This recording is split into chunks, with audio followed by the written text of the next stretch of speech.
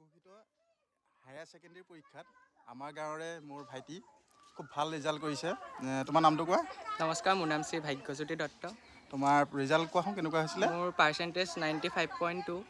95.2। ক'ৰ পৰা পাছ কৰিছা? লোহিত দিক্ৰং হায়াৰ ছেকেণ্ডেৰী স্কুলৰ পৰা। বিহপুৰীয়াস্থিত লোহিত দিক্ৰং হাইস্কুলৰ পৰা খুব সুন্দৰ এটা ৰিজাল্ট কৰিছে। ঘৰৰ অৱস্থাৰ কথা নকওঁ, বিশেষ ভালো নহয়, দেউতাই তেনেকৈ আমাৰ একো ছাৰ্ভিচ নকৰে, হয়নে নহয়? খুব কষ্ট কৰি পঢ়ুৱাইছে, কিন্তু সেইমতে মাক দেউতাকক সেই ফল দিছে।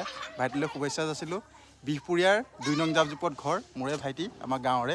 এয়া ঘৰৰ খুব এটা ভাল ৰিজাল্ট কৰিছে দেই। গাঁৱৰবাসীৰ বাবে গৌৰৱ কঢ়িয়াই আনিছে, মা দেউতাকৰ গৌৰৱ কঢ়িয়াই আনিছে। নেক্সট প্লেনিং কি ভাবিছা? নেক্সট BA পঢ়িম।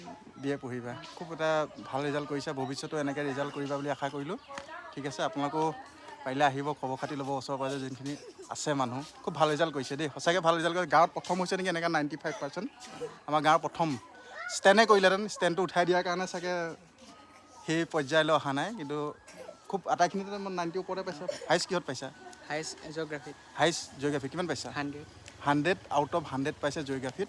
বাকী 4th ছাবজেক্টটো তেওঁ 90 ওপৰতে পাইছে। কিমান পাইছে? 91 পাইছে। হিষ্ট্ৰী 4 হৈছে, কিন্তু 90 ওপৰত গৈছে পাৰ্চেণ্টেজ। খুব ভাল ৰিজাল্ট কৰিছে দেই, শুভেচ্ছা থাকিল, ভাল হওক।